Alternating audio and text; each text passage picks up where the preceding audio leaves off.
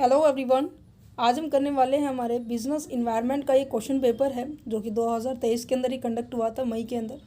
जिन भी बच्चे का आज एग्ज़ाम है, बहुत से बच्चों का आज एग्ज़ाम है, बहुत से बच्चों का कल एग्ज़ाम है। बाकी जितने भी यूनिवर्सिटी के स्टूडेंट रह गए हैं जिनका एग्ज़ाम अभी होने वाला है इन द नेक्स्ट डेज़ के अंदर, ठीक है, उन सभी के लिए ये क्वेश्चन पेपर ज़्यादा हेल्पफुल रहेगा, ठीक है।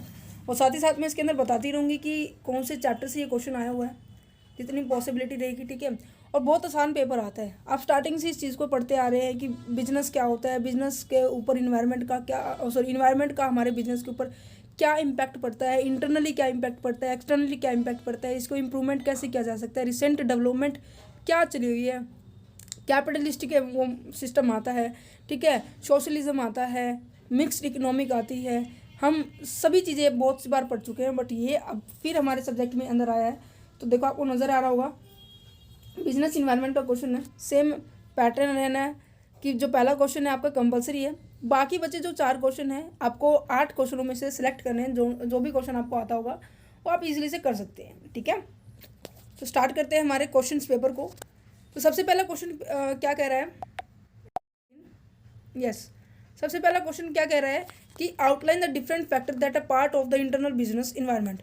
अब देखो, इंटरनल और एक्सटर्नल दो पार्ट होते हैं जो फैक्टर हैं जो हमारे बिजनेस को अफेक्ट करते हैं। इंटरनल सिंपल है, जिसके अंदर आपकी इंटरनली पॉलिसीज आती है, जैसे कि फाइनेंशियल सिचुएशन कैसी, फाइनेंशियल कैपिटल स्ट्रक्चर कैसा है, जो टॉप मैनेजमेंट है उसका नेचर कैसा है, वो रिस्क लेने में ज़्यादा एग्रेसिव है या नहीं है, मतलब आपके इंटरनल विद इन ऑर्गेनाइजेशन की बात की जाती है। एक्सटर्नल में क्या हो जाएगा कि आपका माइक्रो और मैक्रो फैक्टर्स आ जाएंगे। माइक्रो में क्या आ जाएंगे, जैसे कि आपके कस्टमर आ जाएंगे, इंटरमीडिएट्स आ जाएंगे, सप्लायर आ जाएंगे और आपके जो कंपटीटर आ जाएंगे, राइट। आपके ये सभी आपकी माइक्रो इन्वायरमेंट के अंदर रहेंगे। और अगर मैं बात करूँ एक्सटर्नल की, तो एक्सटर्नल बहुत ही बड़े लेवल पर आपको सभी को इफेक्ट करता है एक्सटर्नल लेवल पर। दैट जैसे कि आपकी इकोनॉमिक कंडीशन होगी या पॉलिटिकल कंडीशंस होगी, लीगल कंडीशन होगी, टेक्नोलॉजी चेंजेस आ जाते हैं, ठीक है। तो ऐसे फैक्टर जो आप सभी के ऊपर सेम इम्पैक्ट डालें वो एक्सटर्नल का मैक्रो है, और एक्सटर्नल का माइक्रो जिसके ऊपर पर्टिकुलर इंडस्ट्री का पर्टिकुलर एरिया के वाइज उसके ऊपर इम्पैक्ट डालते हैं, ठीक है। तो आपको यहाँ पे इंटरनल फैक्टर्स बिजनेस के लिखने थे, जैसे कि वो बिल्कुल ही बिजनेस के अंदर की बात की जा रही है, वो बाहर नहीं जा रहे, वो बिजनेस के अंदर की बात की जा रही है। तो यहाँ पे 7-8 पॉइंट 4 नंबर का है तो नॉर्मल सी बात है, 5-6 पॉइंट लिखोगे, ज़्यादा नहीं लिखना है। नेक्स्ट आता है what are the tool of the monetary policy. Monetary policy के टूल कौन से, आप देखो इंडियन फाइनेंशियल सिस्टम के अंदर भी पढ़ते आ रहे हैं। इंडियन मॉनेटरी टूल के कौन से, मॉनेटरी पॉलिसी के कौन कौन से टूल हैं, एनीवन कैन गेस? या मॉनेटरी पॉलिसी जैसे कि आपकी जो बैंक रेट हो गया है, CRR हो गया है, SLR हो गया है, ओपन मार्केट हो गई है, ठीक है। और जो आपकी स्टैट्यूटरी बॉडीज़ होगी जो इसके ऊपर कंट्रोल करती है बैंक उसके ऊपर, ठीक है, ये सभी आ जाएंगे। Outline the strength of Indian economic. Indian economic की आपको स्ट्रेंथ लिखनी है, बहुत इजी क्वेश्चन है, वो आप अपनी बुक के अंदर जैसे भी पॉइंट दे रखे आप उसको लिख सकते हैं। नेक्स्ट क्वेश्चन है explain the silent feature of economic system. बहुत इंटरेस्टिंग चैप्टर एंड प्लस में इंपॉर्टेंट चैप्टर है इकोनॉमिक सिस्टम का।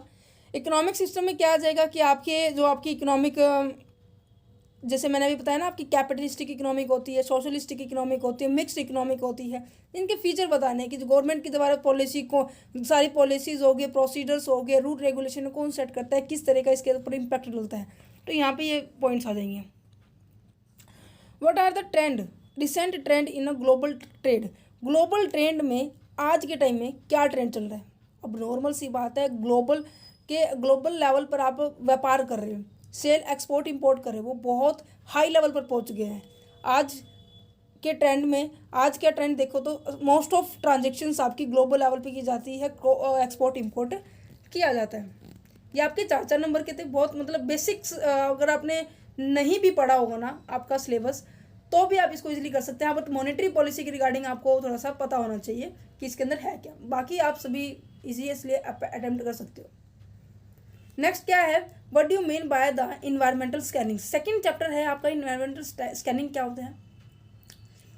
इसके अंदर इसकी प्रोसेस ही इंपॉर्टेंट होती है। देखो इसे जब, एक सेकेंड, जो आपका फर्स्ट चैप्टर होता है ना, फर्स्ट चैप्टर में जो ये जो फैक्टर अफेक्टिंग है, जो आपका फर्स्ट क्वेश्चन था ही पहले क्वेश्चन के अंदर, फर्स्ट क्वेश्चन, वो क्वेश्चन इंपॉर्टेंट है फर्स्ट चैप्टर में से। सेकंड चैप्टर में से इन्वायरमेंटल स्कैनिंग की टेक्निक्स है, और एक यहाँ पर स्वॉट एनालिसिस भी आता है। स्वॉट एनालिसिस किस तरीके से आप एनालिसिस करते हो, स्वॉट, स्ट्रेंथ, वीकनेस, अपॉर्चुनिटी, थ्रेट, ये पॉइंट भी आपका 4 नंबर के लिए इंपॉर्टेंट है। नेक्स्ट आ जाता है explain the role of Indian public sector enterprises during the post reform period. ये कह रहा है कि आपको इंडियन पब्लिक सेक्टर, एक आपका फोर्थ चैप्टर है प्राइवेट का, और उसके नेक्स्ट लगता है क्या है आपका पब्लिक का है। वहाँ से आपको बताना है कि आज के टाइम में पब्लिक सेक्टर हमारे इंडिया के अंदर किस तरीके से रोल प्ले कर रही है, वो आपको लिखना है। बहुत आसान क्वेश्चन है ये भी।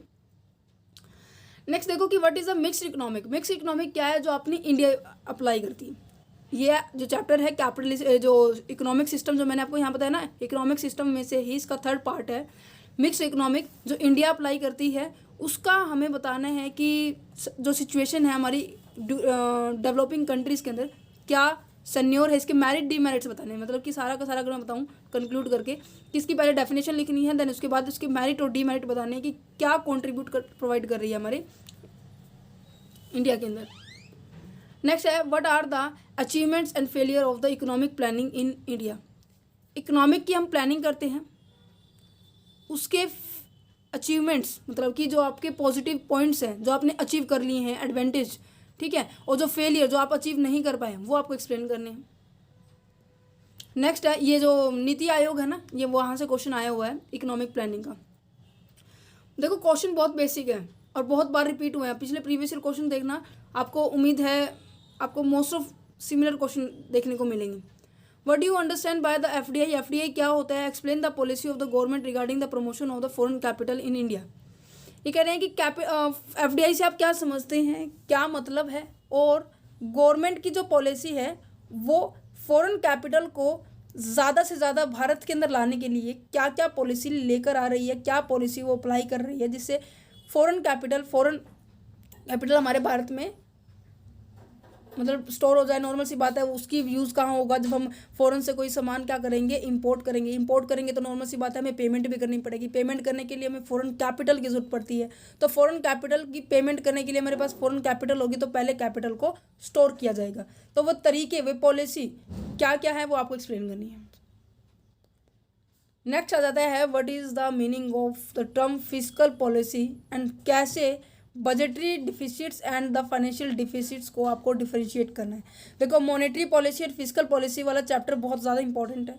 इकोनॉमिक प्लानिंग और इकोनॉमिक सिस्टम दोनों चैप्टर बहुत इंपॉर्टेंट है, जिसके अंदर एक में नीति आयोग बताई जाती है, एक में क्या है 3 पॉइंट्स है आपके, कैपिटलिस्टिक है, सोशलिस्टिक है और एक हमारी मिक्स्ड इकोनॉमिक है। फिर आ जाता है हमारे पास नेक्स्ट स्लॉट में कौन सा चैप्टर जो इंपॉर्टेंट है, एफडीआई का चैप्टर है। एफडीआई हमारे ऑर्गेनाइजेशन के अंदर बहुत ज़्यादा इंपॉर्टेंट रोल प्ले करता है, और इसके साथ साथ एफडीआई का एक मेन चैप्टर कौन सा है, फॉरेन एक्सचेंज जो करेंसी, फॉरेन करेंसी एक्सचेंज जो है, ये चैप्टर भी बहुत ज़्यादा इंपॉर्टेंट है। जो रिसेंट डेवलपमेंट हो रही है ये भी इंपॉर्टेंट है, ठीक है। फर्स्ट सेकंड चैप्टर ज़्यादा इंपॉर्टेंट है और पब्लिक और प्राइवेट सेक्टर ज़्यादा इंपॉर्टेंट है, ठीक है। यहाँ से क्वेश्चन देखने को हर बार आपको मिलेंगे।